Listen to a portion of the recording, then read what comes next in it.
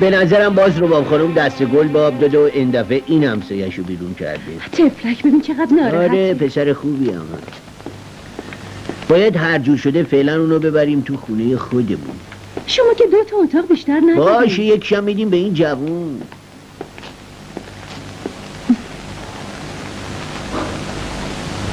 سلام عموتوی. سلام علی آقا. به نظرم کرایه خونتون عقب افتاده، درسته؟ آره درسته. اب نداره پسرم، زندگی پسی و بلندی زیاد داره. فعلا بلند شو بریم خونه ما تا بعداً یه جا رو پیدا کنیم.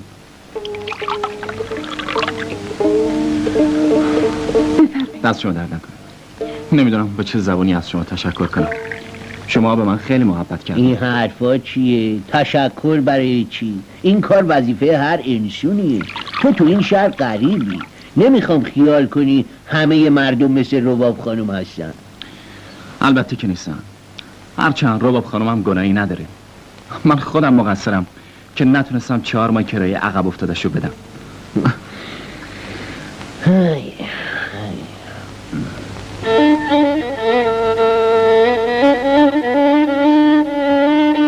خب من با عزتون یه سر میرم بیرون و شب برمیگردم. ببینم خوشگله؟ چی خوشگله؟ همونی که میخوای بری بهش سر بزنی نامزدتو میگم. نه من نامزد ندارم. من میرم دوچرخه‌مو بفروشم. برای چی؟ اگه پول میخوای بفروش. نه یه موضوعی که بعداً واسهتون تعریف میکنم. فعلا خداحافظ. خداحافظ. خدا نگهدار. زودتر بیا، من فقط همین امشب مهمونم. چشم زود میام. خداحافظ. خداحافظ. پسر خوبیه مگه نه؟ 4 و 5 و 6 و 7 و 8 و 9. بیا داداش خیرشو ببینیم. خیلی ممنونم.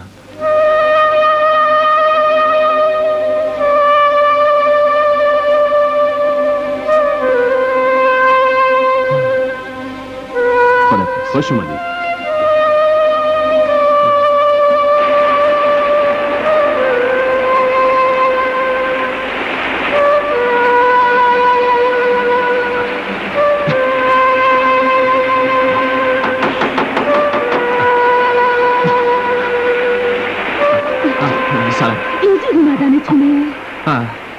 خیلی معذرت خواهم. رفت بودم تلفن خونه که به شهرمون تلفن کنم. تلفن کردی؟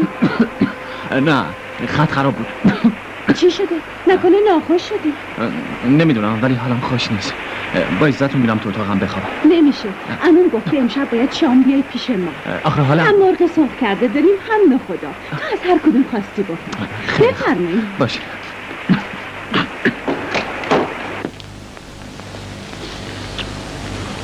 بی خود منتظر مرغ سرخ کرده نباش.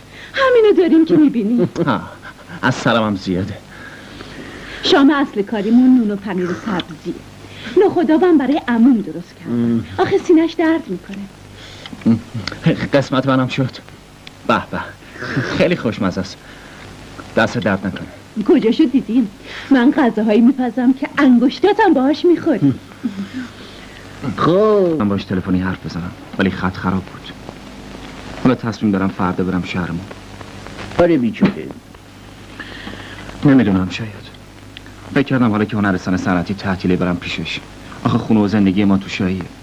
شاهین؟ عالی شد. فردا فاتی هم میخواد بره محلشون. آخه فاتی و خواهرش تو سرخاباد اون طرف پل ورس یه قهوه خونه دارن. یعنی از باباشون بهشون ارث رسیده. حالا خودشون قهوه خونه رو اداره میکنن. عجب. پس باید دخترای زرنگی باشن. کجاشو دیدیم؟ من آبجیم 40 تا مرد رو انگشتمون رو چرخونیم. اگه بیای خودت میبینی. ببین پسرم، اگه برات زحمت نی فاتیرم فردا با خودت ببر. اون سر را نزدیک قهوه خونه پیاده میشه. دختر تنها مسافرت نره بهتره. چی داری میگی عمو جون؟ من خودم یه پا مردم. میدونم دخترم، تو خواهرت واقعا شیرزن هستی، ولی با وجود این تنها نری بهتره. حق با عمو تقیه.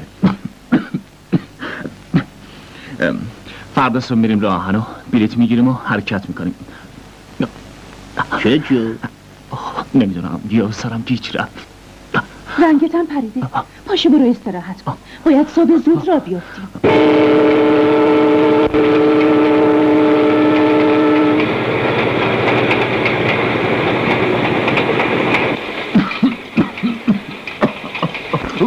بیا این قنجاقو بخور صحبت ساکت باشه. دست درد نکن.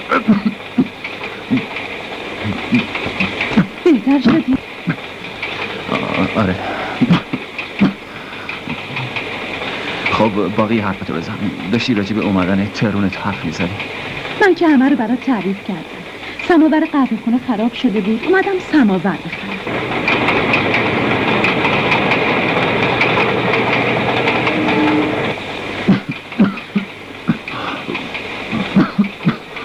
چقدر سرت داغ شده. به نظرم تب کردی. برم برات قرص پیدا کنم. نه خیلی متشکرم. تو امروز خیلی برای من زحمت کشیدی. خب داشتی از خواهرت برام تعریف میکردی؟ آره. طفلک معلوم نیست این چند روز که من نبودم قهوه خونه رو دست تنهایی چجوری چرخونده. حتما تا حالا دیوونه شده. دیوونه شدم. یه کمی یواشتر. آسیابم به نوبت بابا. و بفرما. الان میارم. بفرما. تا که نمیتونه قهوه خونه رو بچرخونه بهتره درشو تخته کنی گل خانم. جون من، هر کی میخوره نون و پنیر تو دیگه سرتو بذاره بهم. بفرما خانم جون، اینم مال شماست. به نظر من اگه دو تا شاگرد خوشگل مثل خودت بیاری کاربرت خیلی ساکت میشه. آره، اما میترسم قیافه قزمیت تو رو ببینن و از ترس سکته کنن. آخه شما که پس گلی بر نمیان چرا با شوخی میکنی؟ بینم گلی، میگم نکنه آبجیت شوهر موهری تو تهرون به تور زده که اینقدر دیر کرد. قربون دهنت ابرام آقا، خوب شد یادم انداختی.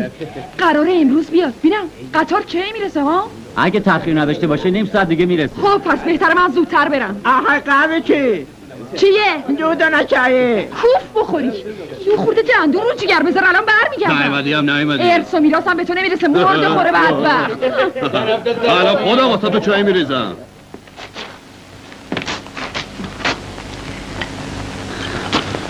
هی یالا.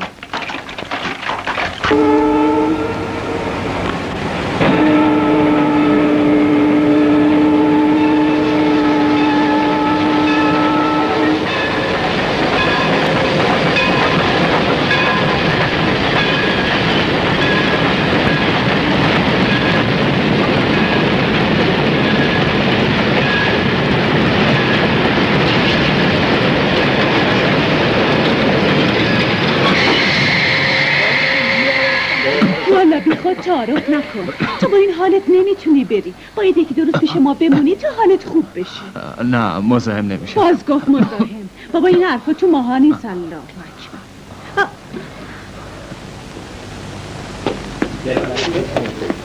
گلی جون سلام. سلام فاتی جون، چرا نمیای پایین؟ بیا بالا کارت دارم. اومدم.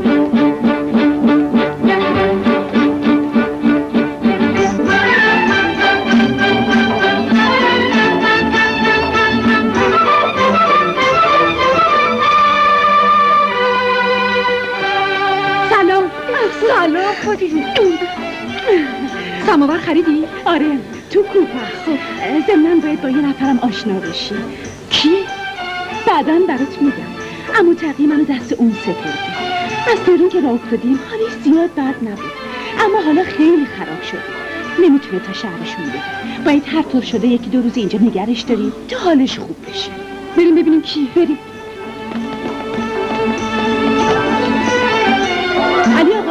علی آقا بلند شو بریم. آبجیم اومده. نگاه کن. سلام خانم. سلام آقا. بلند شین. زود باشین، الان قطار حرکت میکنه.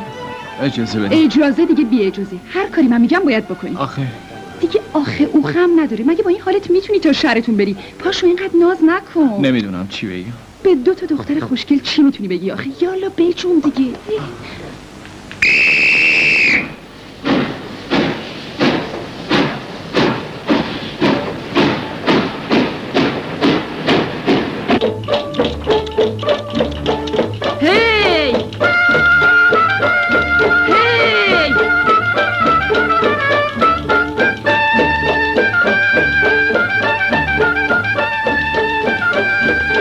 تندتر بری. نه میترسم تکون بخوره حالش بدتر بشه.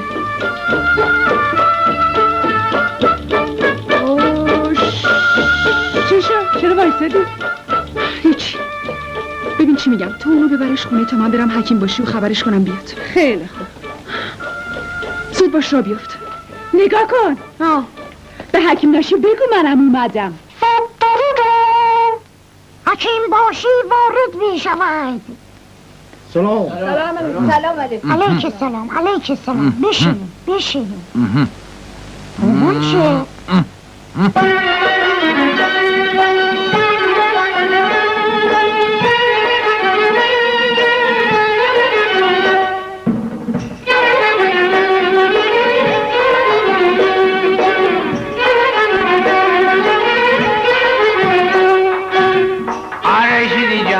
رشیدی جان زود بیار گل قبضوان، یه ملاقه دو ملاقه بده به این دو تا جوان. حکیم باشید جان. جانان این برای دید بزن.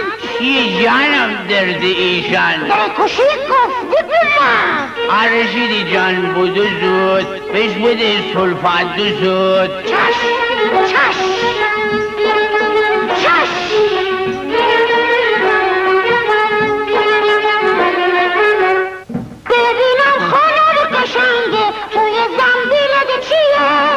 مداوات میکنم تخم و مرغا مال کیه؟ معلومه که مال ماست. دید زدم 30 تا بالاست.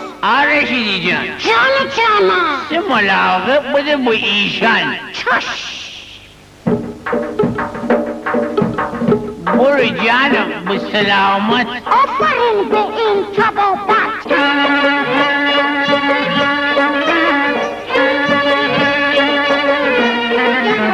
تو چرا دستت و بولی گردنه؟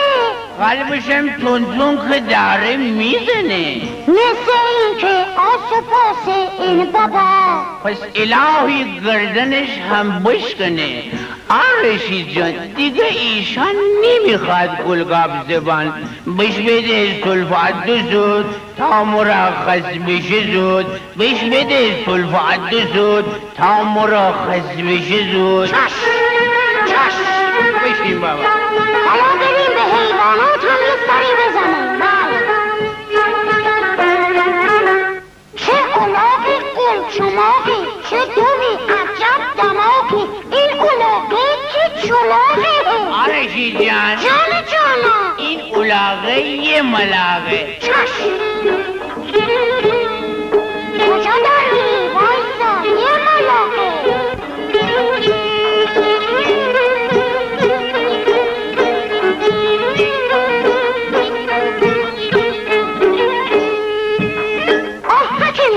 جانی جانم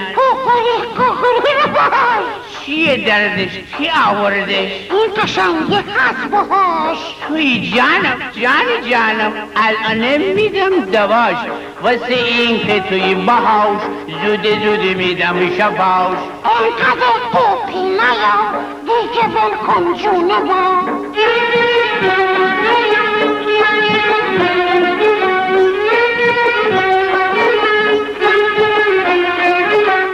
نگاه کن رشید به اینجا قوزکش درد میکنه.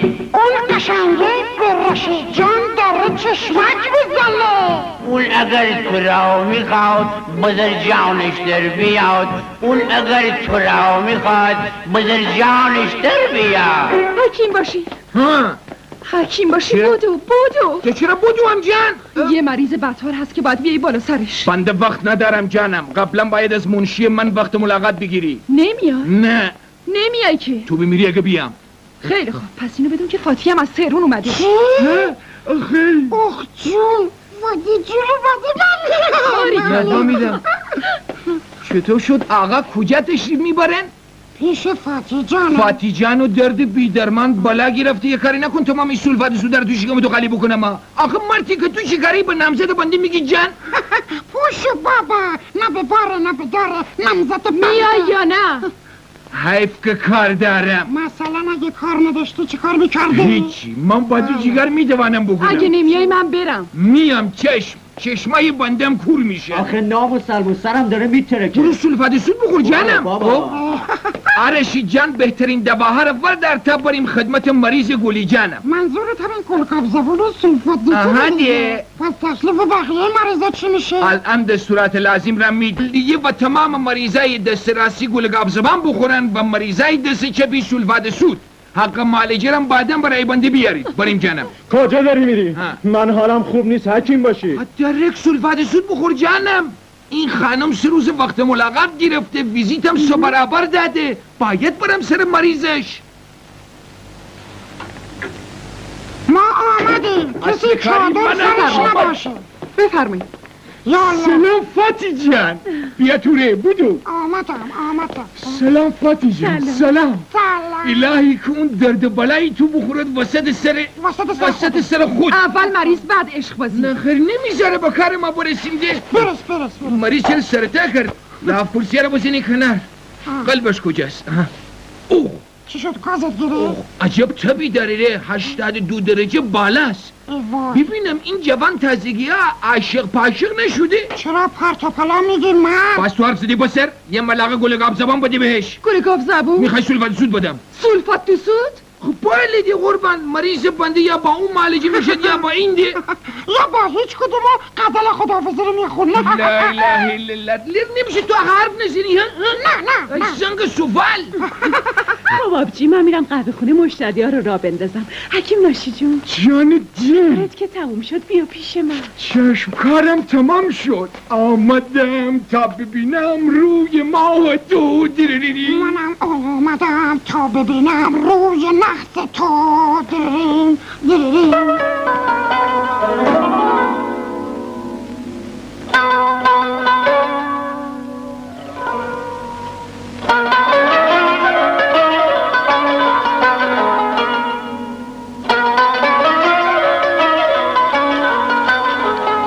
خدایا خودت این جوون رو شفا بده.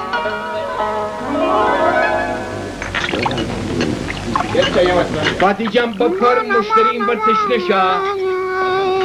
حکیم ناشی جون جان حکیم باشی. شایعه رو بذار جلوی مشتری. چشم لایگه حکیم باشی فدای تو باشد. چشم الان پشت بار بفرما قربان اینم یه چای سنگ پهلو. بفرما خدا افتادش. این دوانه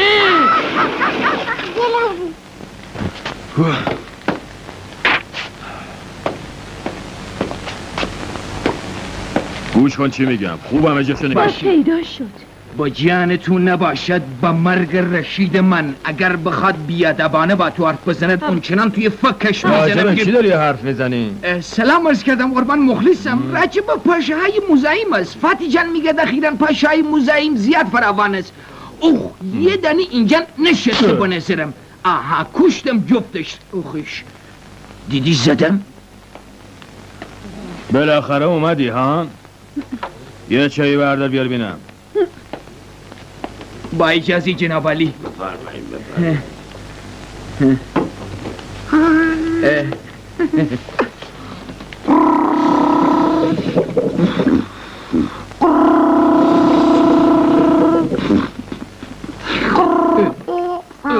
باید من اون چوب جنازره. دلم میخواد این چایی رو با دست خودت بدی من بخورم. میترسم رو دل کنی آق پسر.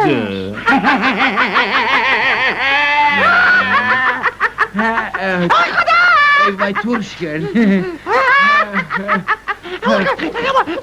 برای اون بیستم چوب لحاظه بگیرم. یواش آتیش. این بی خودی میخنده. چایی بزنم. چشم یا بفرمایی. ای بابا جمعی شکر.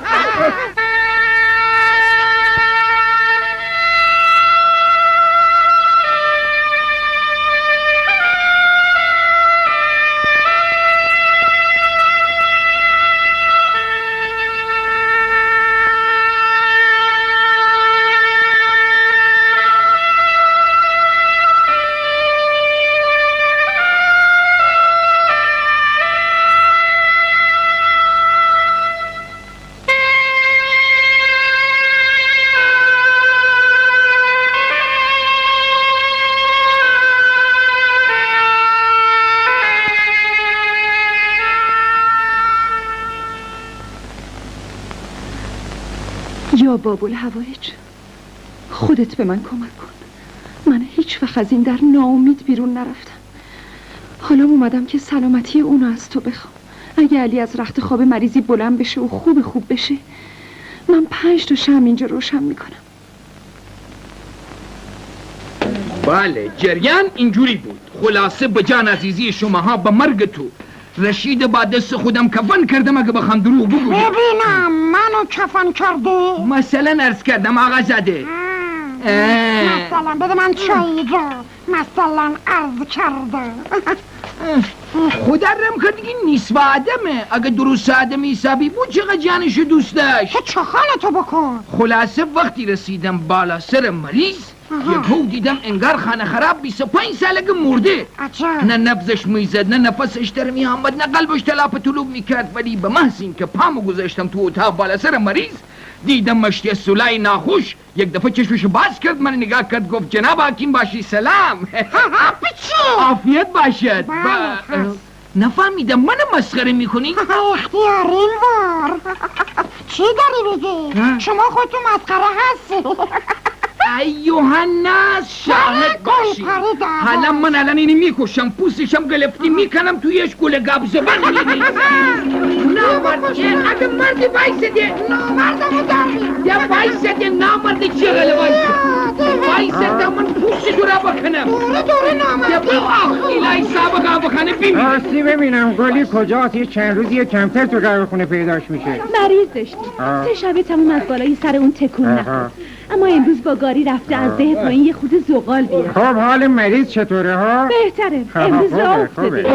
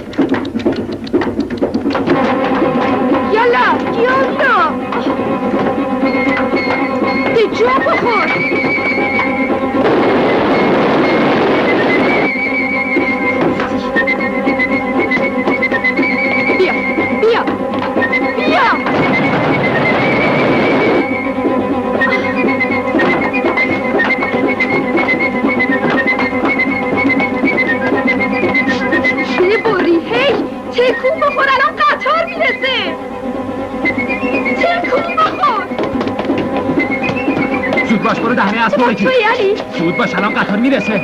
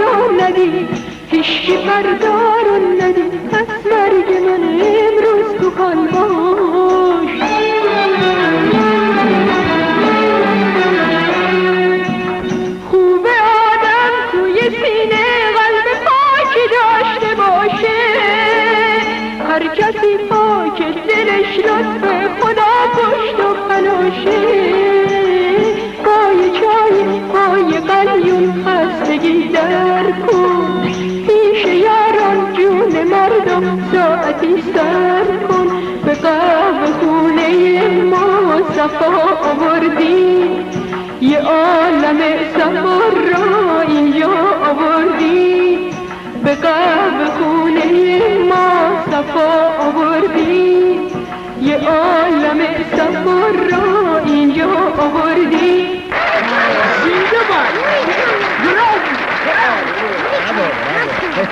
پول نداشتم قرض کردم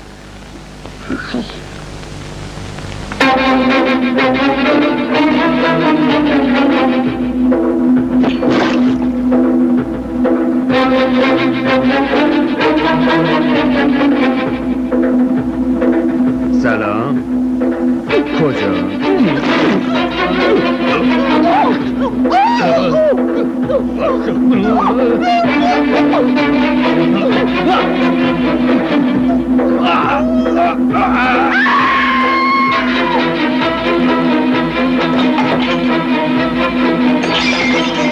فاتی جون بود فاتی جان نه فاتی غنی بخواه بلند شد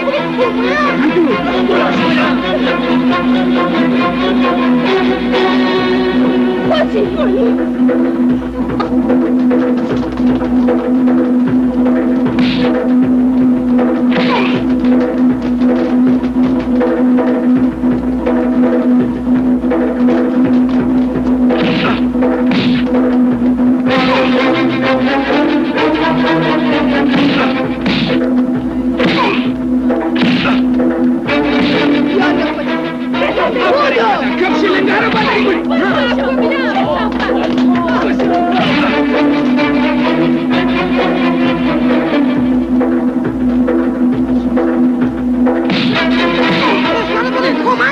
که بیکاری ده وایس تماشا کن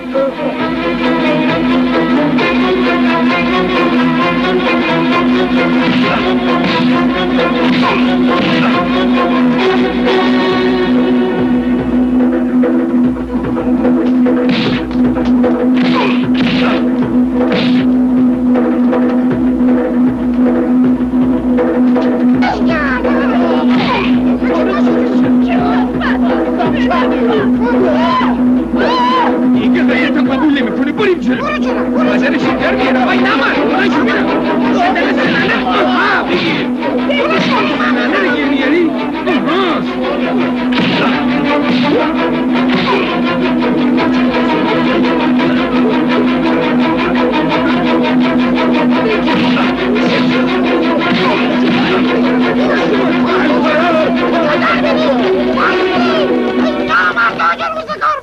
وایسه باید فرارشنه بکنم دیگه خونم به تو شما دیگه حرف سرم نمیشه آخه یه چرک آدم تو خونم داری نه من نه بابا شوخی کردم این شوخی هم سرش نمیشه جان کوفت کاری شوخی ناموسی نداری ما اون مال منه پس یه باشه که جان ببینم توالت خوب شده میبینی که خوبم راست میگی تبتم بریده الهی 100,000 مرتبه شکر همون چیزی که از خدا میخواستم وای خوب شد یادم اومد چی یادت اومد؟ همین الان برمیگردم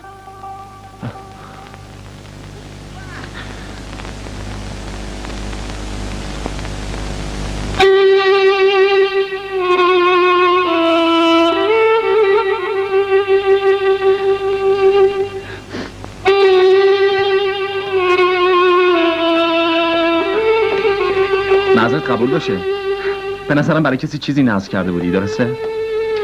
آره برای تو نظر کرده بودم که اگه خوب بشی 5 تا شمع اینجا روشن کن متشکرم تو خیلی به من محبت کردی نمیدونم چجوری ازت تشکر کنم به هر حال من باید امروز از اینجا برم اما تا آخر عمر خوبیای تو رو فراموش نمیکنم چی شده باری؟ تو میخوای بری؟ آره جریان پدرمو که برات گفتم باید حتما برم ببینمش ببینم تو ناراحت شدی؟ آخه امشب شب عیده ما رسممون نیست که مهمون از خونمون بره خب من که مهمون نیستم ولی من دلم میخواد امشب تو بمونی میخوام پای هفسینی که من میچینم تو هم باشی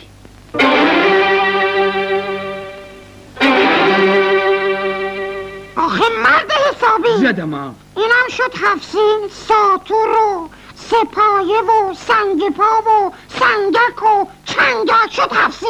آخه تو که نمیفهمی این هر کدام به درد یه کاری میخورد.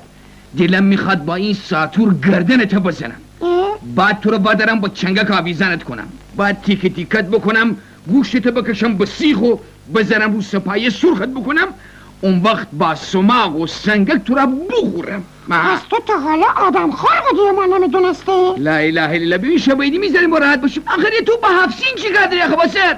اتفاقا باید کار داشته باشم. آخه وقتی سر تحویل میشه ما از کجا بفهمیم؟ یه رادیو شکستم داشتی که بخشیدی به فاتی جون. نه چشمت کورشه، دلم خواست. فاتی جان منه، عمر منه. چیزی به برو نشکنه. لا اله الا الله. کاری بکن بزنم تو رو داغم بکنم مغزتا. منو بزنی؟ نه خیر، این مغز بی صاحب منو بزنی. حالا بیا دیدنی بکنیم. بیا. هنوز که عید نشده. من خیال میکنم شده. توپ معدر رفته. بیا جلو. بیا دی بالا. بیا ناز نکن. عید شما مبارک. خیلی خوب بسته دیگه. عیدی منو ور منو. عیدی؟ بله. برو یه ملقه گلگاب زبان به حساب بنده بخور. گلگاب زبان؟ بله ده. نمیخوای سلفات سود بخور. اگه نخوری پشیمان میشم ها. توجه بفرمایید. 40 ثانیه به آغاز سال نو مانده است. پارسال این وقت بابامون زنده بود. یادم درست روبروی من همین جای فاتی نشسته بود. در عرض یه سال همه چی عوض شد. بابا رفت و راحتی و بیخیالی مام تموم شد.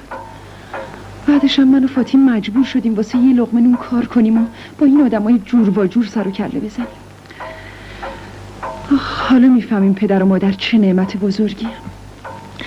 خدا رحمتشون کنه. میدونی به نظر من که کار کردن عیب نیست. بله، ولی برای 2 دختر تنها خیلی سخته، اونم میونه این همه گرگ. درسته، ولی شما خودتون نشون دادین که یه پا شیرزنی. آغاز سال 1349 خورشیدی. عیدت مبارک آبجی. پیشرفت و سعادت ملت ایران. خوشی برای تو باشه. برای تو هم همینطور. ببخشین علی آقا مبارکا باشه. عید شما مبارک. امیدوارم امسال بخت برای این خونه رو بزنه. آی گفتی اصلا نمیدونم مگه این حکیم ناشی لعنتی دستش چلاقه که بیاد و در بزنه. من که واسه شوهر دلم لک زده. نه ترس، من به دلم برات شده امسال حتما یه نفر میاد سراغت. اگه اسرائیل نباشه خوبه. خدا نکنه دختر بیاد هم تو شیرین کن. بفرمایید. متشکرم.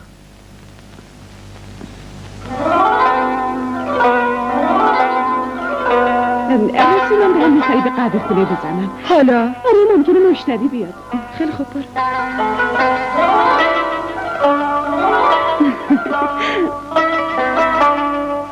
بیا این نقل از دست من بخور. میدونی دلم میخواد این لحظه رو هیچ کدوم فراموش نکنم. این که معلومه من هیچ وقت یادم نمیره. ولی چی؟ ولی تو وقتی از پیش پدرت برگشتی میری تهران، تو اون شهر بزرگ با دخترای قشنگش دیگه جایی برای گلی باقی نمیمونه. نه تو اشتباه میکنی. بعضی هستن که گلای وحشی صحرا رو خیلی بیشتر از گلای تربیت شده دوست دارم. من از اونا هستم. من تو رو از تمام دخترای دنیا بیشتر میخوام تو برای همیشه مال من باشی.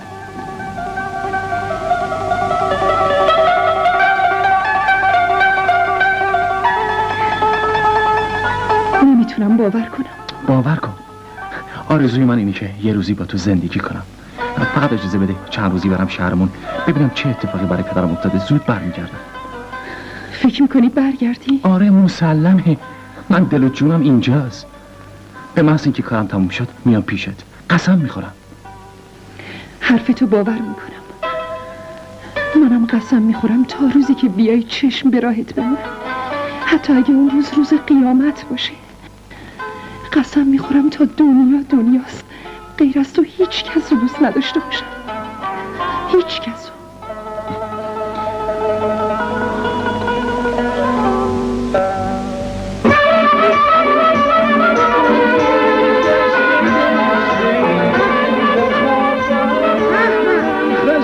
خسته دست خر کتا. این گل مال منه.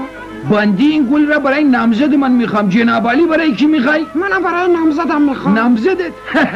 اون کدام دیوانه ایست که میخواد زن میختبیلی پای خروس بشه؟ فاتی جون تو چشت چار تاشه. اگر یک دفعه دیگه اسم فاتی جان من بیاری اون چشمت در میارم.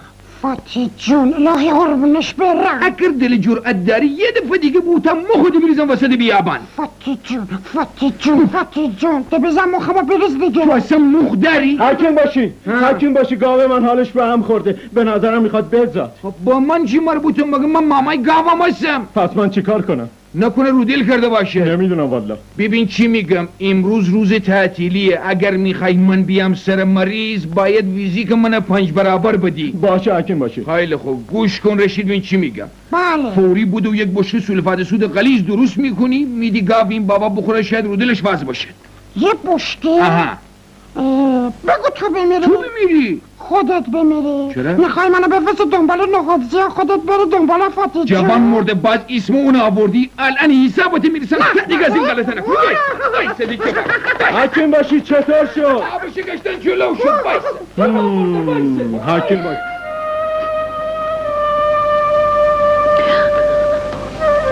چیه؟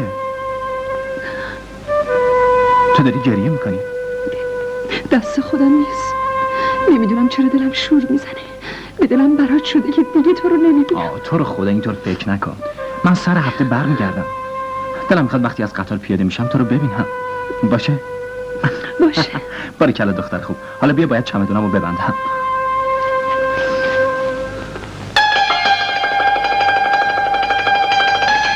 میشه این عکسو بدیش به من؟ چرا نمیشه؟ بیا مالیته.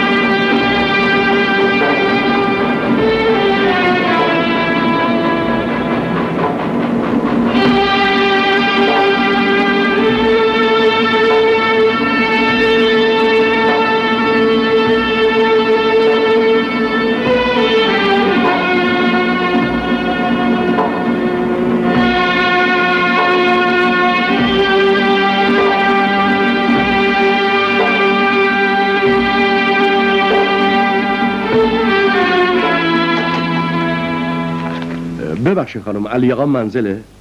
علی آقا؟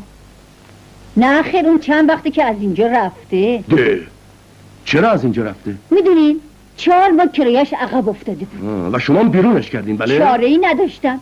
اگه این یه سنار کرایه رو نگیرم از کجا زندگی بکنم؟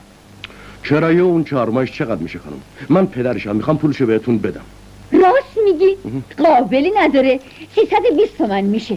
ولی شما هر چقدر دلتون میخواد بدید. نه همشو میدم. بفرمایید. دست شما درد نکنه. فقط اگه دیدینش بگین پدرت اومده تهران، بیاد میدون حجره میرزا حسین منو ببینه. چشم. خداحافظ. خداحافظ. کدوم بدهی؟ خیال میکنی به من روغن زرد فروختم؟ البته که تو اون وقت که اومدی با آقای منو 5 سال اجاره کنی این حرفو نزدی. برای اینکه اون موقع خیال میکردم استفاده میبرم. خوب خودت شاهد بودی. سال اول سرما تمام پرتقال رو از بین برد. سال دومم که محصول کم بود. امسال که پرتقال زیاده مشتریش کمه. تو فکر میکنی من این 450,000 تومان از کجا باز بیارم؟ من چه میدونم؟ هر کاری یه وقت ضرر داره یه وقت منفعت. تو باید اجاره منو بدی. بفرمایید. کف دستی که مو نداره داداشم بکنش دیگه. من فتح‌الله خانو میشناسم. اون توی شمال 7-8 باغ مرکبات داره که خیلی میارزه. حالا دعواشون سر چیه؟ میرزا حسین باغای اونو 5 ساله اجاره کرده، اما تا حالا یه تک قرونی بهش نداده. برای همینی که روز جمعه اومده داد و فریاد میکنه. مگه اجاره نومچه رسمی نره؟ چرا؟ اما بیچاره راچای کارو بلد نیست، وگرنه میتونه 2-3 روزه پولشو وصول کنه. ببینم بابا، تو گفتی باشه آشنایی؟ بله، الان 10 ساله که من اونو میشناسم. هر وقتم میرم اون طرفا چند روزی منو نگرم میداره. بوی پول بدم آقام خورد بابا. چطور؟ اگه ما طلبشو وصول کنیم خودمونم میتونیم یه لفتریستی بکنیم. وارا بابا بالم کوتره داری چه طلبی چه پولی آخه حالا میبینی ازت بگیرم پدرت هم در میارم. پدر منو در میاری به منی برو ببینم بابا داره داری مال مفخور من یا تو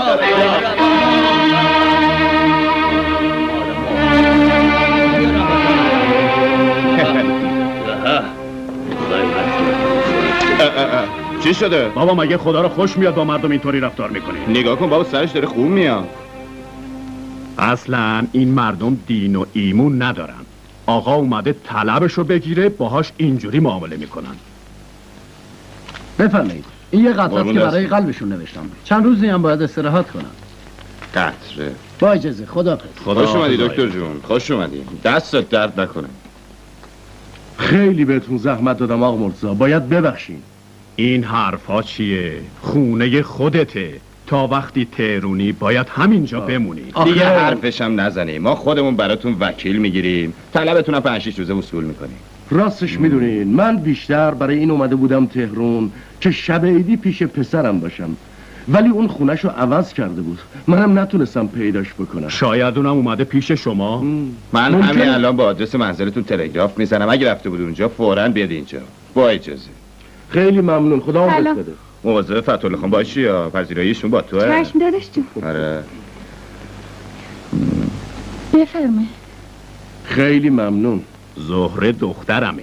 به ماشاءالله چه دختر قشنگی. کنیز شماست. البته اگه ما رو قابل بدونین.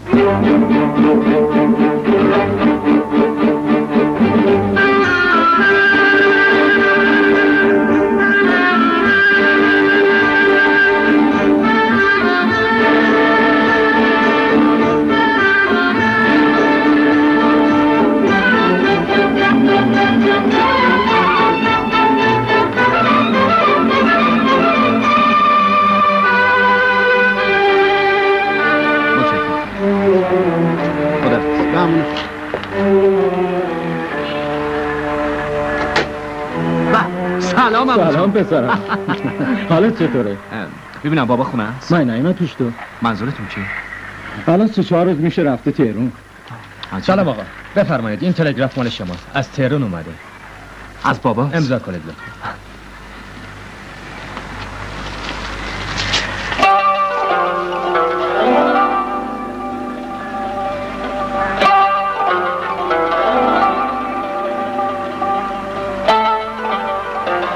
منزل مرتضی خانم حالش هم خوب نیست. من باید فوراً برگردم. بهتره با طیاره بری. آره فکر خوبیه. ببینم آقا جان شما پول داری؟ 200 تومان دارم. بسه؟ بله فقط برای بلیط هواپیما میخوام. ببینم شما مرتضی خانم میشناسین؟ پدر دوست آشنا زیاد داره که من نمیشناسم. مگه آدرسشو ننوشته؟ چرا بازارچه نایب منزل مرتضی خان.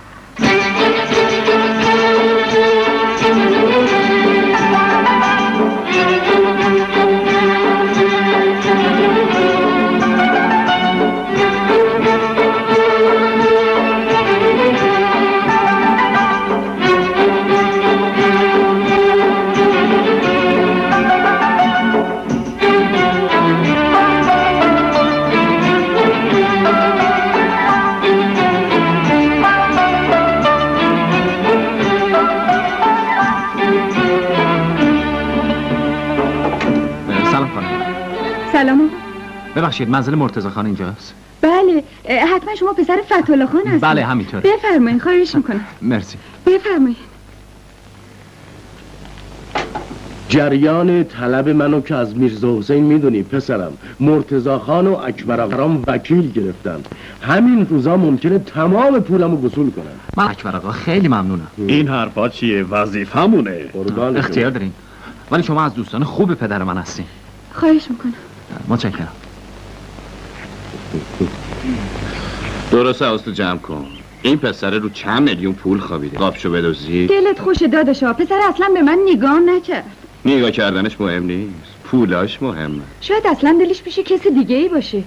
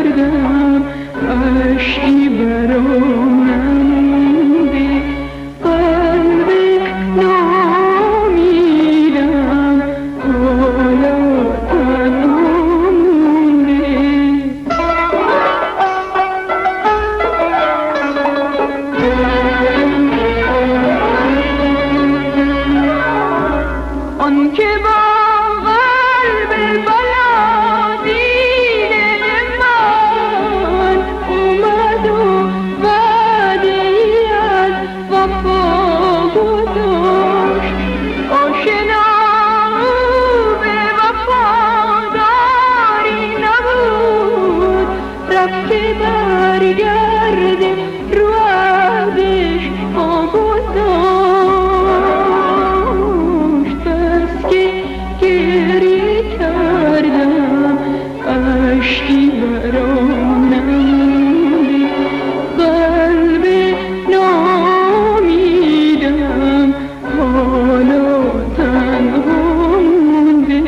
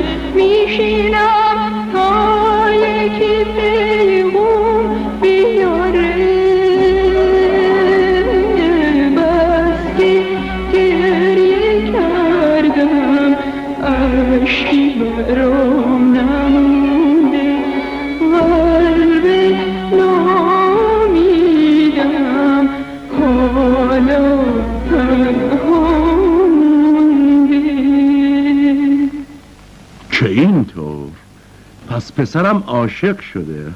اینطور که تو تعریف میکنی باید دختر زرنگی باشه. هم زرنگه هم تا دلتون بخواد ساده و نجیبه. درسته. دختری که بتونه تو این دور و زمونه نون خودشو با پاکی در بیاره ارزش داره. ولی من دلم میخواست تو با دختر آقا مرتضی عروسی میکردی، چون اونا خیلی تو این مدت به من محبت کردن. به هر حال خوشبختی تو بالاتر از این حرف هست. هر کیو تو دوست داشته باشی منم دوست دارم. ممنونم بابا. گلی از اون دختریه که شما حتما میپسندید. پس چرا معطلی؟ فوراً براش کاغذ بنویس بیاد اینجا. میخوام عروس خوشگلمو ببینم. همه چیو فکر کرده بودم الا این یکیو. فکرشو نکن. برای سنگولب کردن این دختر هزار جور ترک میشه جور کرد. مثلا کارت نباشه. وایس تماشا کن. کجا بری؟ دارم واسش قلیون میبرم. لازم نکرده. این دفعه از دلا میبره. صداش کن بیا. من اومدم. لاکش جون بفرمایید. باریکلا پسر. ببینم تو میدونی صندوق پست کجاست؟ این بغلشه. بیا این کاغذو بنداز تو پست. این 5 تومنم مال خودت. دست شما درد نکنی ولی کم بودش ها.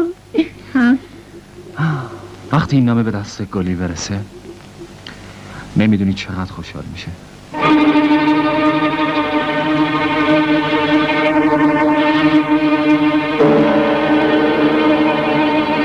تو مرخصی؟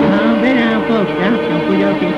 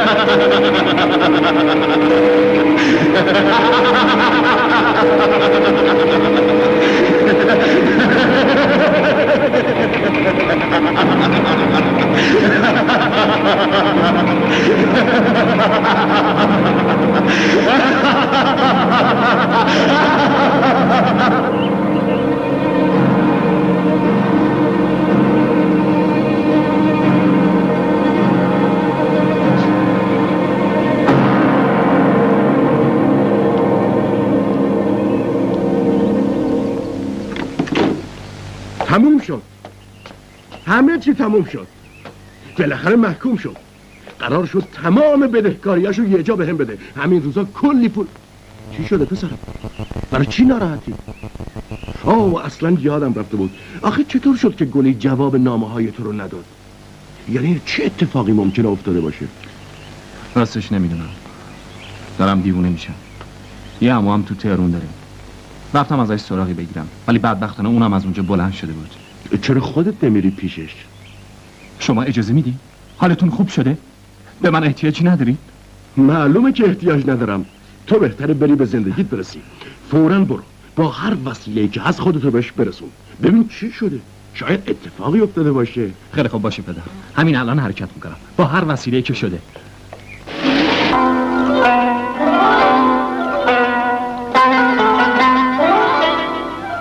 تا یه هفته دیگه برمیگردم. قسم میخورم برمیگردم که با هم بریم تهران. برمیگردم.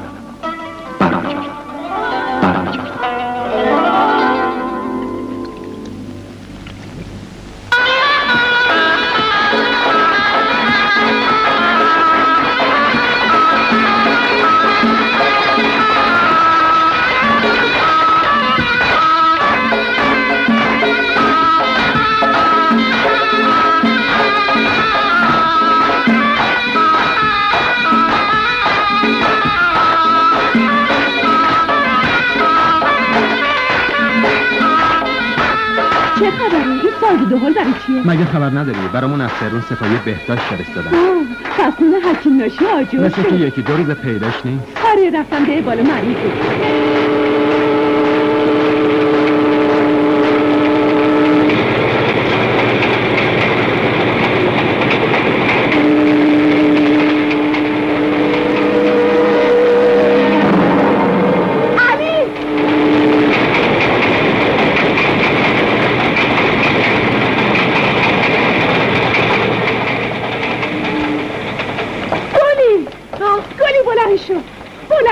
چیه؟ علی اومده. علی تو قطاره. اشتباه نمی‌کنی؟ نه بیا خودت ببین.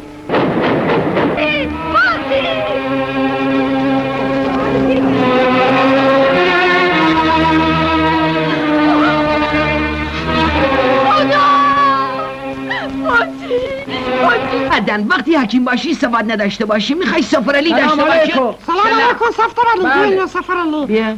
حکیم باشی عینکش همراهش نیست. نمیتونه اون تابلو رو بخونه. تو میتونی؟ البته. نوشته سازمان سپاه بهداشت گروه سرخاباد. نفهمیدم از کی تعالی آقا با سواد در شده. من شبا پیش سپاهی دانش درس میخونم. بارکالله تو. کجای کاری حکیم باشی؟ مگه نفهمیدی سفرعلی چی گفت؟ عوض منو تو دکتر فرستادن. دکتر حسابی. مگه من نه حسابیم؟ ببینم تا الان کدام مریض از دست من سالم در رفته؟ خلاصه دیگه نون موف خوردن رین تن تن. نان موف؟ پس این گوله گاب زبانایی میدادم حساب نیست. الان میرم ای دکتر با مغز از اینجا میندازم بیرون. مگه یادت رفته این خونه رو مردم به ما دادن؟ حالم دلشون میخواد بدن آقای دکتر. ببینم تو رفیق پلنگه سیامن بنده جده آبادم حکیم باشین ولایت بودن. این شغل به من ارث رسیده. حالا بلش کنم برم. اصلا میدونی چی؟ من یکی نیستم. این مشکت این هم سطل سلفات دوسوله. منم همین الان میرم شاگرد فاطی میشم و کار میکنم. رفتم تو وایسا ببینم. وایسا منم میام. من میخوام بیام فاطی جانم ببینم. سوغاتی اگه خریدم بیش بدم. اما قصه توی کرده ای خدا چرا نمیسازه. چرا در قهوه خونه رو بستن؟ با نظرم قند چاییشم تمام شده. برای قند چایی که قهوه خونه رو نمیبندن. حتما زغال سماورشون تمام شده. سلام علیکم باجی. ببخشید ابجی، شما نمیدانین چرا در قهوه خانه رو بستن؟ مگه شماها نمیدونین؟ چی را نمیدانیم؟ که فاطی مرده. چی؟ بله اون الان زیر خروارا خاک خوابیده. اون امروز صبح رفت زیر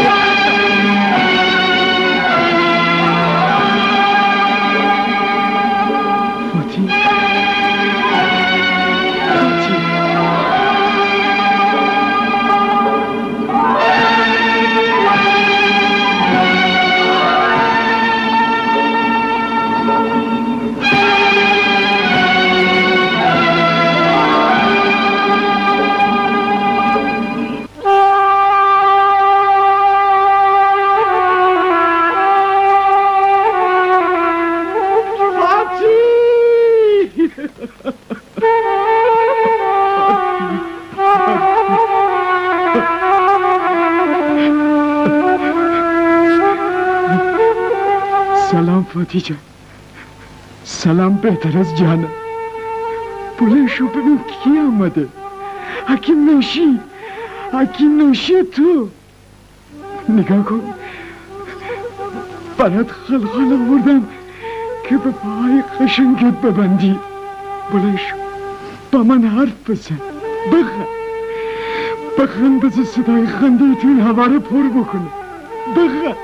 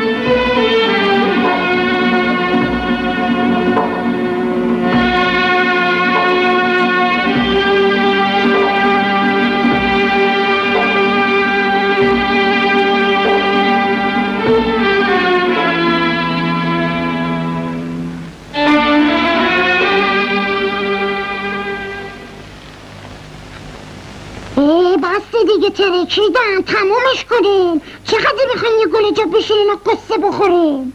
گوش کن گل جون، تو باید در قهوه خونه رو باز کنی. با این کار خدا بیامرز که زنده نمیشه. نه، من دیگه تصمیم خودم رو گرفتم.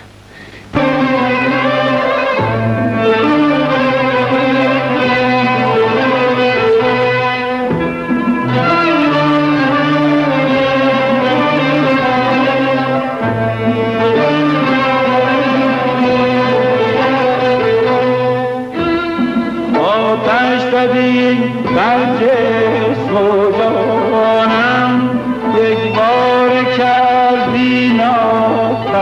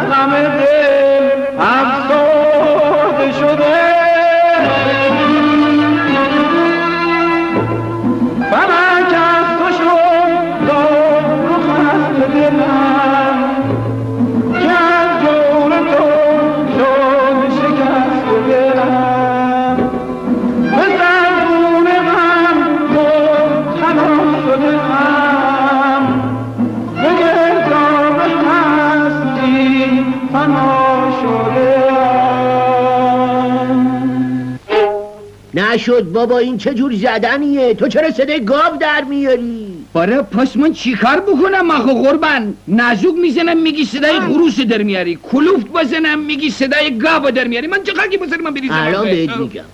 این دست منو نگاه کن. هر وقت من دستمو میارم پایین تو هم بیا پایین. هر وقت میبرم بالا تو هم برو بالا. این آسفل بگو دیگه. یالا مطلع کن. حاضری؟ صبر بکن. حاضری؟ قایب. حاضری؟ شلوق کن. چه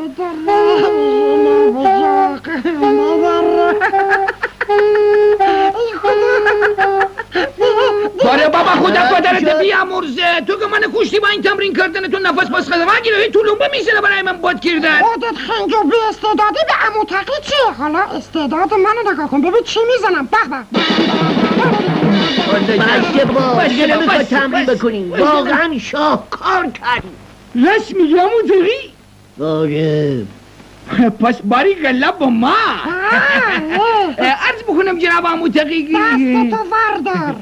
عمو تقی جان، ما که میتوانیم بریم پشت رادیو بزنیم که مردم از صدای سازایی من لیزت ببرن؟ همین الان. من؟ بله. رادیو تو اتاقه، بریم پشتش وایسین تا دلتون میخواد بزنین چشتون گوشه. حالا دیگه نوازنده های به این خوبی رو مسخره میکنه. راست میگه. گوش کنیم ببینین چی میگم. بفرمایید. من تصمیم دارم یه ارکستر 3 نفره درست بکنم. اون وقت هم میتونیم تو کافه ها کار کنیم، هم تو عروسی ها و مهمونی ها. درسته. قرارداد ما تکلیف چیست؟ راستی گلی کجا؟ رفته آهنگای من صفو بکنه. خب معلومه رفته تو خیابان دنبال علی بگردد. گوش کن پسرم، تو برای گلی هر کاری میتونستی کردی. براش نامه نوشتی، به محلش رفتی، ولی فایده ای نداشت. انگار قسمت نیست به هم برسیم. تقصیر منه پدر.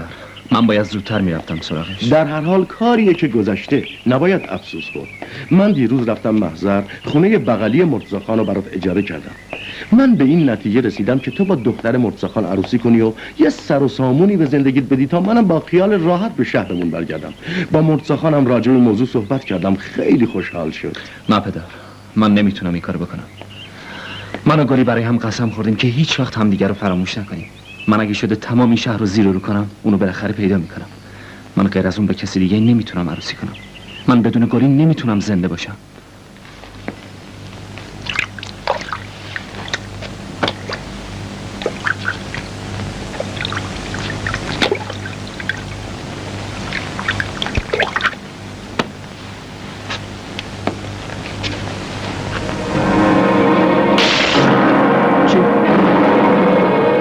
این گلی بود.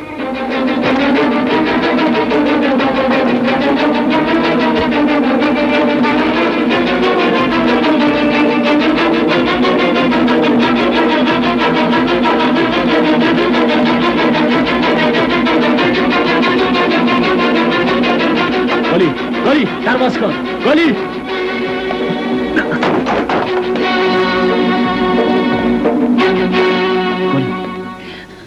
تو داری گریه میکنی؟ غیر از گریه چی کار میتونم بکنم؟ دلت میخواد از اینکه بهم دروغ گفتی، از اینکه چشم برام گذاشته بخندم؟ چی داری میگی؟ این من بودم که در تمام این مدت چشم به راه تو بودم. اقلا 20 تا کاغذ برات فرستادم ولی تو یکیشو جواب ندادی. اومدم محل سراغت، گفتن قهوه خونه رو فروخته و رفته تهران. حتی آدرسم نذاشته بودی که بتونم پیدات کنم. راست میگی؟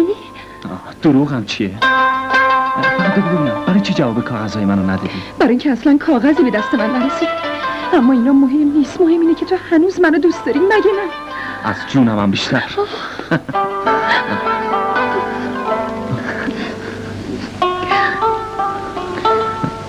راستی من از اون پیش آمد خیلی ناراحتم. فاتی رو میگم. اون خودشو فدای من و تو کرد.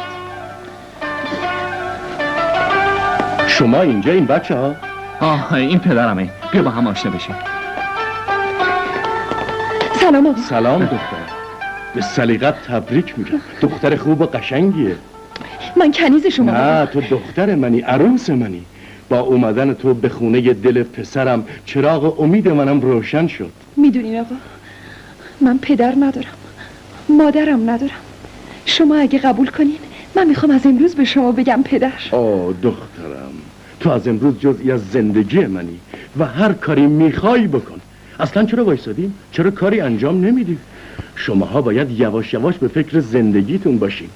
من میرم لوازم خونه رو درست بکنم، تو هم گلی رو بردار ببر بازار و هر چی دلش میخواد براش بخر.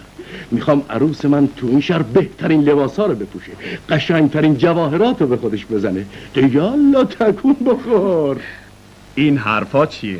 ما سعادت پسر تو رو میخواییم. جون شما عین حقیقته، مخصوصا که علی آقا تو این جریان حق داره. در هر حال شماها دوستی رو در حق من تموم کردید. من از شماها خیلی ممنونم. خب من دیگه با اجازه میرم خونه رو برای بچه‌ها رو به راه. میخوای منم بیام؟ نه راضی به زحمت شما نیستم. خداحافظ. خداحافظ شما. خوش اومدین. ایوا چایی براتون آورد. ممنونم خانم، صبر شد. خداحافظ شما، خدا حفظتون کنه. خیر پیش. من اصلا آدم بدبخت و بدشانسی هستم. دشمنت بدبخت دختر. خیال میکنی علیاش دهنسوزیه؟ نه بابا، ما فقط پولشو میخوایم. تمام این کارام واسه همینه. ولی به نظر من همه چی تموم شد. راست میگه. با اومدن این دختر هر چی رشته بودیم پنبه شد. باید دندون تمر رو بکنیم. این حرفا چیه با؟ تا اینجا رسوندیمش، اون وقت قیدشو بزنیم. آخه اگه علی نخواد به زور که نمیشه. علی کیه؟ کلک پدر و پسر رو میکنم. اون وقت تمام ثروت به کی میرسه؟ اگه پسرم نبودی بهت میگفتم حروم زاده. راستی عمو تقی، میخوام ازتون اجازه بگیرم گلی بیاد خونه ما زندگی کنه. آخه قبل از عروسی باید یه سر و صورتی به زندگیمون بدیم. درسته، ولی فکر نمی کنین که مردم چی میگن؟ من که تنها نیستم. فعلا پدرم هم تو همون خونه با ما زندگی میکنه. تازه ما حکیم باشی و رشیدم با خودمون میبریم. خب اگه اینطوره اشکالی نداره. میگم چطور شما بیین با ما زندگی کنی؟ نه راست میگه عمو جون، بهمون خیلی خوش میگذره. نه دخترم، من به تنهایی عادت دارم. شماها برین، امیدوارم خوشبخت بشین. قربونت برم عمو جون. پس با اجازهتون ما زودتر بریم خونه رو مرتب کنیم.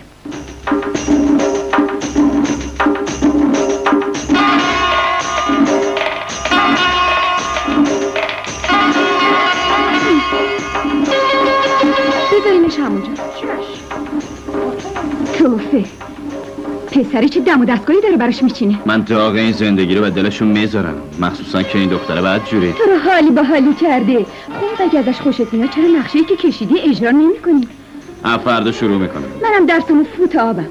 فقط فکر میکنم اون 2 نفر مزاحم باشن، چون علی و پدرش که تو خونه نمیمونن، ولی اون 2 نفر یه دقیقه گلی رو تنها نمیذارن. به موقع سرشونو به تاق میکوبن. کاری میکنم که فردا شب دستپاشو بوس کرد و گیر کنه. منم فردا اولین تو رو پهن میکنم.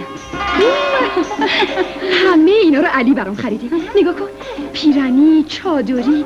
راستی این گردنبند بهم میاد. خیلی قشنگه، خوش باحاله. علی آقا واقعا تو رو دوست داره. خب منم اونو خیلی دوست دارم. بایدم داشته باشی.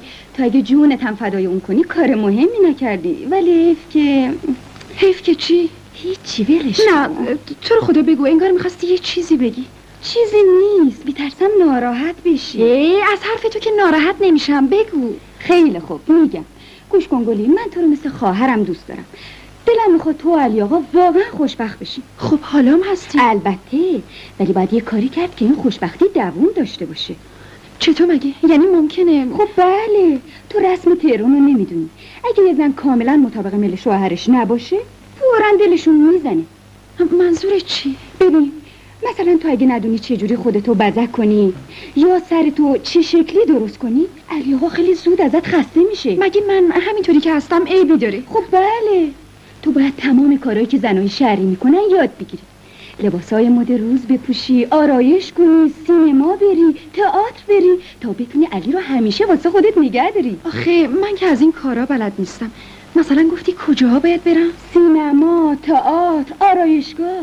ببین گلی جون، من چون تو رو مثل خواهرم میدونم حاضرم همه اینا رو یادت بده. راست میگی؟ البته. همین امروز اول میبرمت آرایشگاه، بعدم با هم میریم سینما. وای چه خوب. پس زود باش را بیفت بریم. ولی بهتره به علی بگم. لازم نیست، را بیفت بریم. خیلی خوب بریم. که بیاین دیگه. دستپاچی نکن داری می منو نندازی. بذارش پایین. بریم.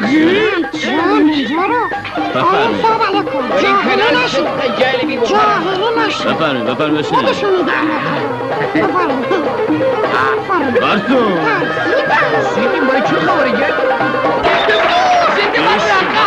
خودتون ناراحت نکن بله بابا. چه نوبتیه. میخوایم بگم بیاد سر می؟ اکبر جان با مرگ تو اگه این کارو بخونی حتی عمر باشه. وقتی از پشت سن اومد بیرون میگم بیاد این. اکبر آقا با مرگ تو من رشید خان حاضریم هر شب در خدمت جناب علی باشیم. مخصوصا که هر شب یه دست لباسای مرمون بخریم. بابا دهنته. تو چقدر پرتمه ایره. امشب اکبر آقا به خاطر اینکه ما ستایی همرنگ باشیم یکی یه دست لباس برای ما خریده. حالا تو به خاطر این کلکه میخوای مغازه لباس فروشی باز بری؟ تو پابرنه پریدی تو حرف ما. خیلی خوب. با هم دعوا نکنیم. شما هر چی بخوای من براتون میخرم. پولمون نداریم. من دارم. غصه‌شو نخور. آهای مستخدم. بله فرمایشی داری؟ بله فرمایشی داریم.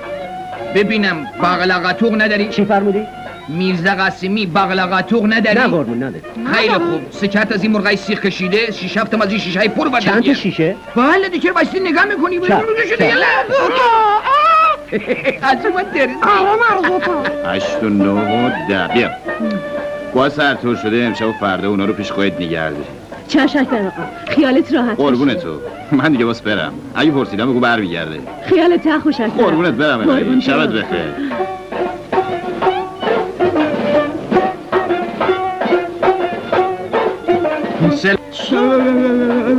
مگه دیوونه شدی؟ چرا لغوه گرفتی؟ داری میاد. چرا نشسته؟ پاشو برو بیرون. خاک بر سرت کنم. الان آبرومونو میبری. پاشو برو بیرون اگه کی بپرس نشونت میدم. خاک بر سر بی تربیت. هیچ میری. چی شد گلی جون؟ هیچی کار بی تربیتی کرد. یا بریم بلش کن یلا.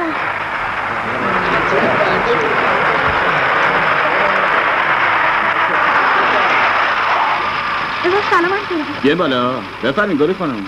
آخه غریبه که نیست داداشمه. یالا سوار شو. بفرمین.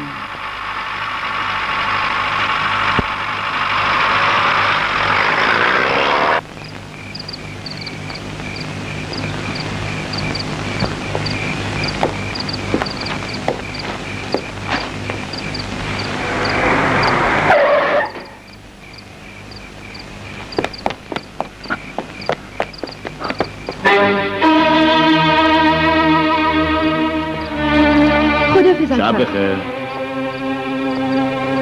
خوش گذر.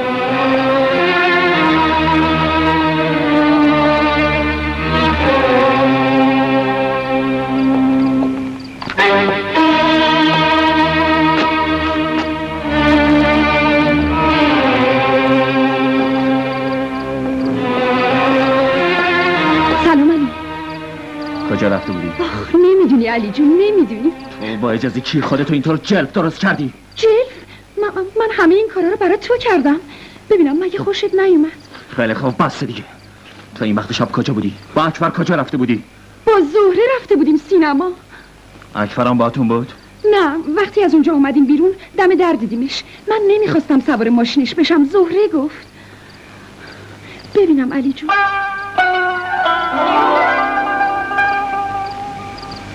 من کار بدی کردم. گوش کن. تو این شهر و مردمشو درست نمیشناسی. نمیدونی زیر بعضی از این لباسا چه گرگایی خوابیده. تو هنوز مثل گلای صحرا پاک و دست نخورده ای. برای همینی که ارزشت از تمام دخترای رنگ و روغن زده بیشتره. من تو رو همونطور که بودی میخوام. ساده و بی آلایش. حالا قول بده. چشم قول میدم.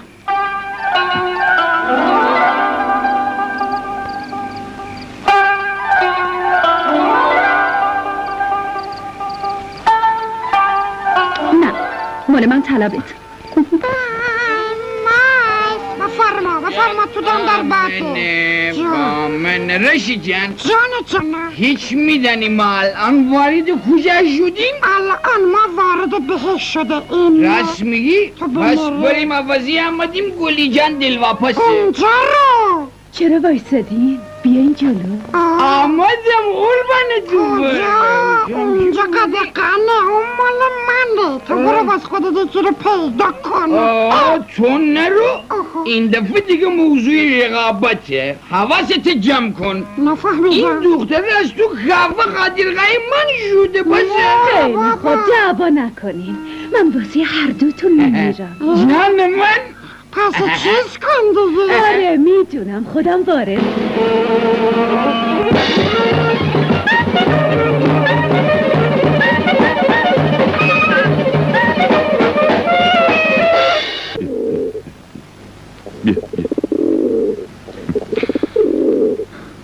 اوضاعت چه قراره؟ همه رفتن خودش تنهاست. بس باز دست به کار بشین. تو که درس تو روونی و از سلام گفتی چی کار بکنم. آره ولی نمیدونم چرا دلم شور میزنه. ببینم تو مطمئنی که نقشه‌ام 100%. امروز این غزال وحشی تو چنگ من دست و پا میزنه.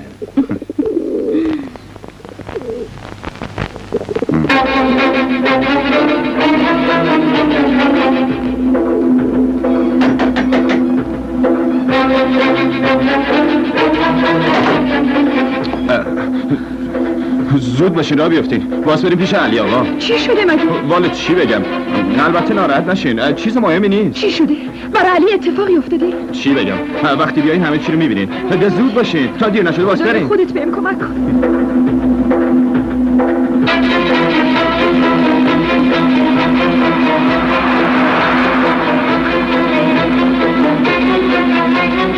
آخه چی شد؟ من که دارم دیوونه میشم. تو رو خدا یه چیزی بگی.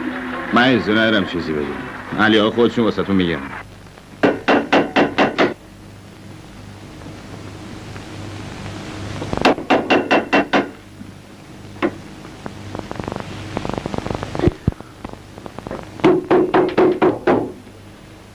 گلی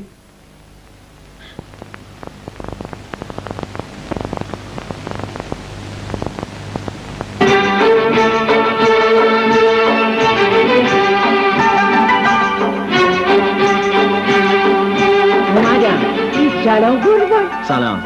گلی خانم اینجاست؟ گلی خانم؟ مامان اینجا خندیدم. برای چی میخندی؟ آخه شما خودتون بهتر میدونید. چی رو میدونم؟ که با اکبر آقا رفته گدر. درست حرف بزن احمق. اصلا به من چه مربوطه؟ نه یه دقیقه صبر کن. صبر کن. بیا. حالا بگو ببینم چه اتفاقی افتاده. اتفاقی که نیفتاده. گلی خانوم به اکبر آقا گفت من دلم خیلی گرفته، یک با ماشینت منو ببر بیرون بگردون. بله اکبر آقا بردش باغ نیاورون که دلش باز بشه. زهره خانم کجاست؟ صبح رفته خیابون هنوز بر نگشته. اونا حلال زادهش اومدش. خودش نگاه کن. سلام علی آقا. چه عجب؟ بفرمایید. خیلی متشکرم. ببینم شما این جریانو میدونی؟ کدوم جریان؟ که اکبر گلی رفتن باغ نیاورون. نه من نمیدونم. کی به شما؟ من بهش گفتم. من خودم با گوشای خودم شنیدم که گلی خانم به اکبر آقا گفت منو ببر گردش. توف لجنه کثافت. حیف شما نیست که میخواین یه همچین زنی رو بگیری؟ شما میدونین اون باغ کجاست؟ بله آخه مال یکی از فامیلامونه. برم کن. برم کن.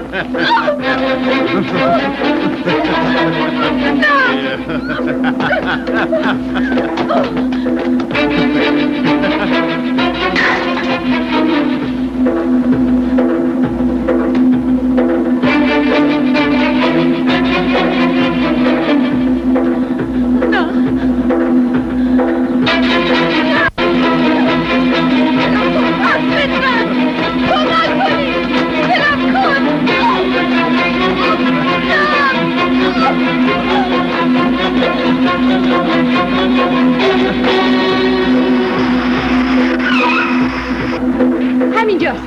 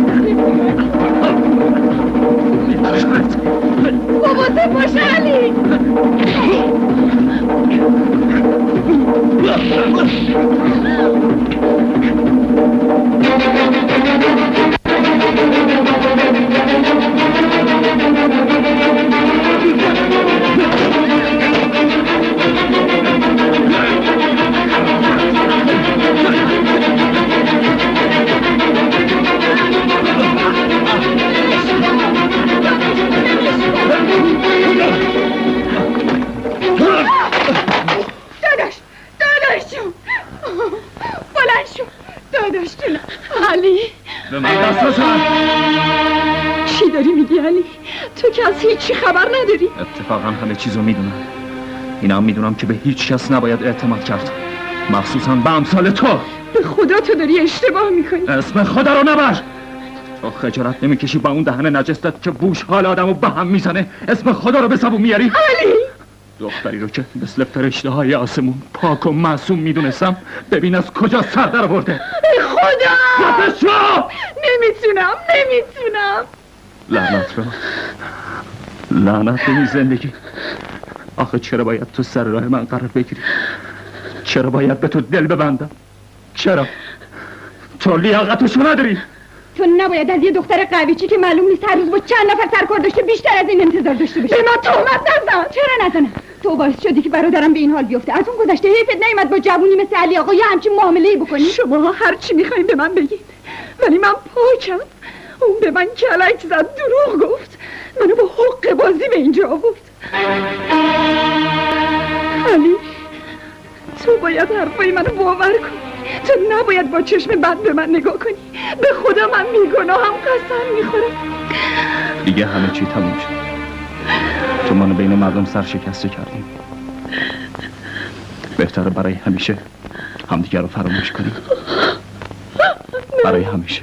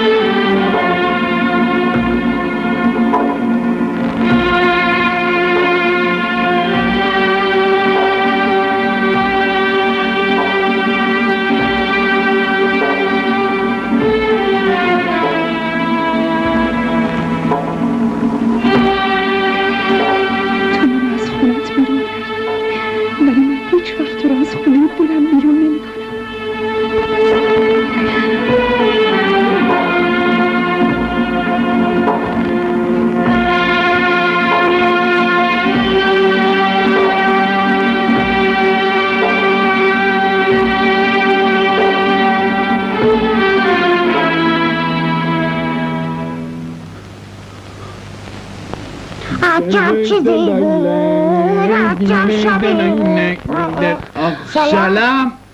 ببینم این چه سراوازیه؟ دیگه همه چی تموم شد. دارم میرم پیش عمو تقی. ببینم تو چیزی از این جریان فهمیدی؟ منم نفهمیدم. باید 2 مرتبه برگردیم با عمو تقی تمرین بشیده باشن خنده داره بکنیم. دختری که من میشناسم محالی همچی کاری کرده باشه. چی میگی پدر؟ من خودم دیدم با این 2 چشما. بازم ممکنه اشتباه کرده باشه. آخه رفتن توی اون باغ دلیل کار بد نمیشه.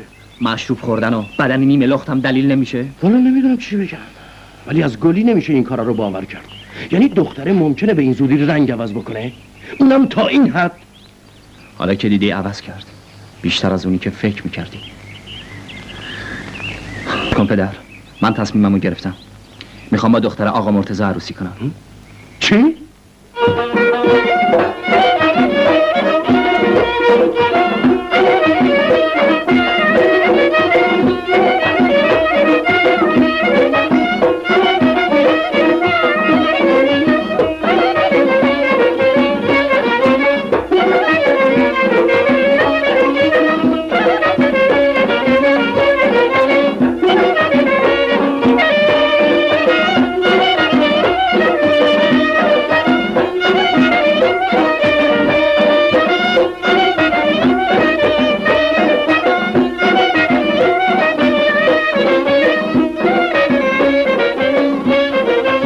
مبارک باد به نبوشه. مبارک انشالله.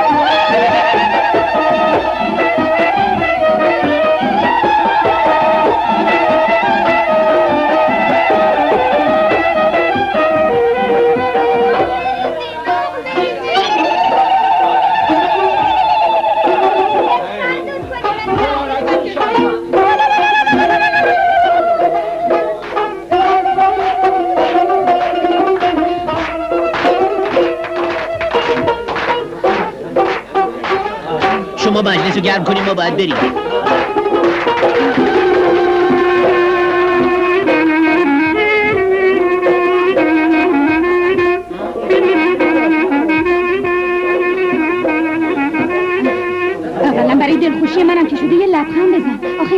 عروسی ماست. من زن تو هستم. من که از اول بهت گفتم فعلا غیر ممکنه من یه شوهر خوبی بتونم برای تو باشم یا هیچ گونه روابط زن و شوهری با تو داشته باشم. میدونم تو هنوز اون دختره رو دوست داری. خواهش میکنم زهره، بذار راحت باشم، به من مهلت بده، شاید زمان همه چیزو عوض کنه. بالا جمع کن. خب تو این قهور میشه همش تقصیر من بود. اگه من میدونستم که عروسی علیه باعث ناراحتی تو نمیشدم. تازه کسی هم که ما رو دعوت کرده اصلا من نمیشناسم. عیبی نداره عمو جون، هرچی بود گذشت. من خیال میکردم اگه تو رو با خودم به این عروسی بیارم شاید یه خورده غم و غصت رو فراموش بکنم، ولی گردنم بشکنه. چه کاری کردم؟ ماره بگو، هنوز جایی نشستن ما گرم نشده، باید برگردی. چقدر قور بزنی کارتو بکن. چشم. میدونین بچه ها من راضی نیستم شماها بیاین. چرا؟ من خودم تنهایی میرم، شماها که نباید به آتیش من بسوزین. این حرفا چیه تو میزنی؟ من به خودم منظوری نداشتم. من حاضرم این جهان ناقابل منو فدای تو بکنم. ممنونم، تو خیلی مهربونی. قربان تو برم الهی. بابا جان کارتو بکن، قطر الان یه ساعت دیگه حرکت میکنه. لا اله الا الله. یه دفعه دیگه اگه حرف بیجا بزنی همچو با این مشت میزنم به کجا؟ به مغز خودم، به مغز خودم، به مغز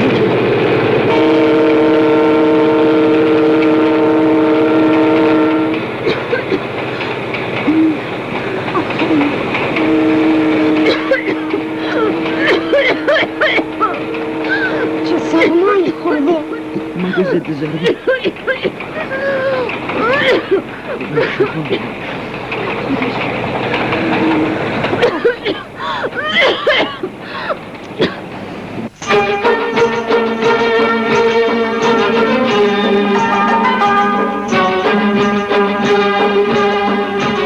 نهار میای؟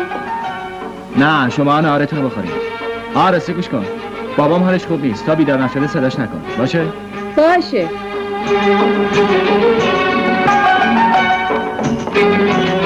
سلام علیکم.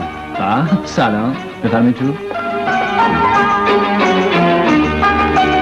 سلام داداش جون. سلام ابجی، چطوری؟ خوبم. میزونی یا نه؟ صبحونه خوردی؟ آره کله پاچه زنم. پس چایی که میخوری؟ ای بعدم نمیاد. بیا تو الان درست میکنم. برو درست کن.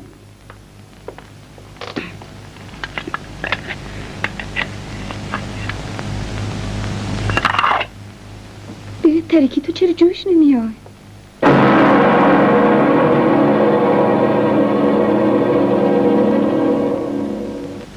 آخه اینم شد شوهر، نه به من نگاه میکنه نه با هم گرم میگیره. ببینم پس تمام اون نقشه رو برای چی کشیدی؟ ای بابا مثل که تو اصلا از محل پرتی. ببین اگه قرار باشه اینجوری زندگیم پیش بره قید همه چی رو میزنم. گوش کن خواهر. بس چایی رو دم کنم الان برمیگردم.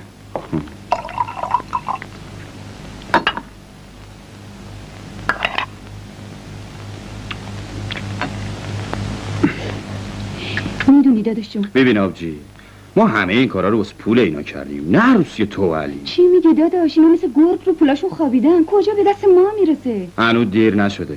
من که تا اینجا رسوندم، باقیشم تموم میکنم. باز یه مدتی بگذره هر دو رو میفرستم که عروس محله، بعد تمام دار ندارشون رو بالا میکشم. بزک نمیر بهار میاد کنبازه با خیار میاد. میاد. خورده دندون رو جگر بذاری درست میشه. میترسم تا اون وقت دقمرگ بشم.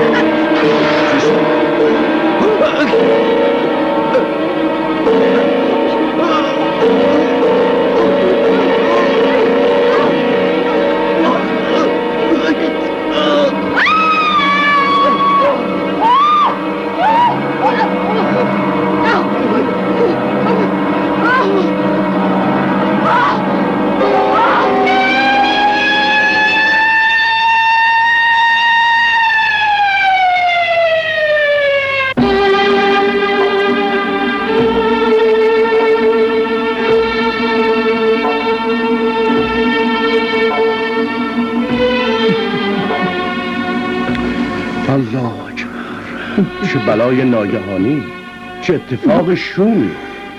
باید این اتفاق میافتد. از قدیم گفتم چوب خدا صدا نداره. منظورت چیه؟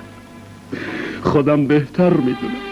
بچه های من به تیر قید گرفتار شدن.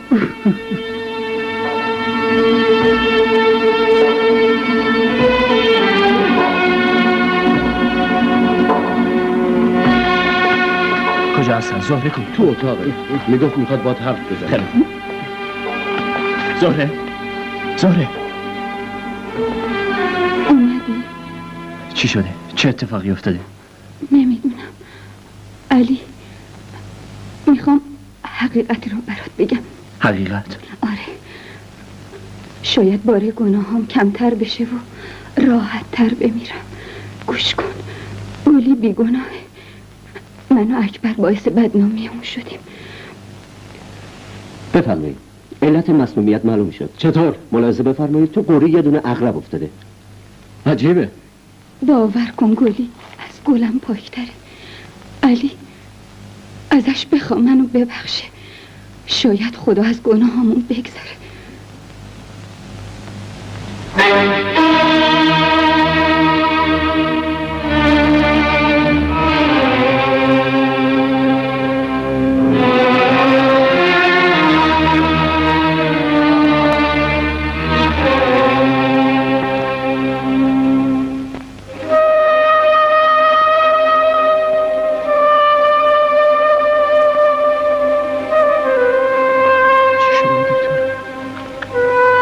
من که اصلا سر در نمیارم.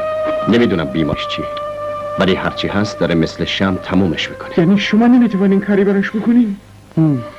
فعلا این دواها رو بهش بدین. بفرمایید. اگه به هوش بیاد خطر رفع میشه.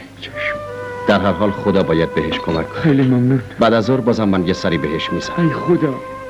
فعلا خدا قربان قدمت. خدا حافظ شما ای دکتر. قربون شما. گلی. سلام. گلی، منم علی. چشماتو باز کن.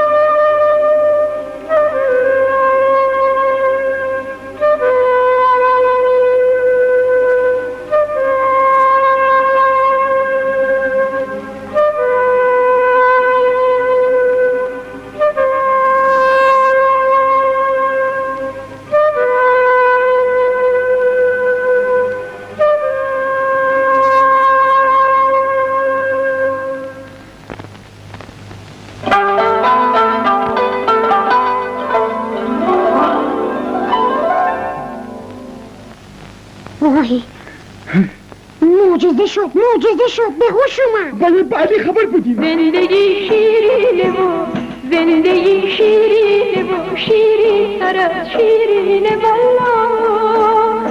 از خوشی غافل نشو، از خوشی غافل نشو، خوش بگذرون این زندگی رو.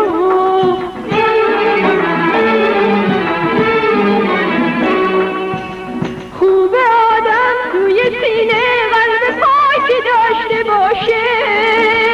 هر کسی پاک دلش لطف خدا پشت و پناشه.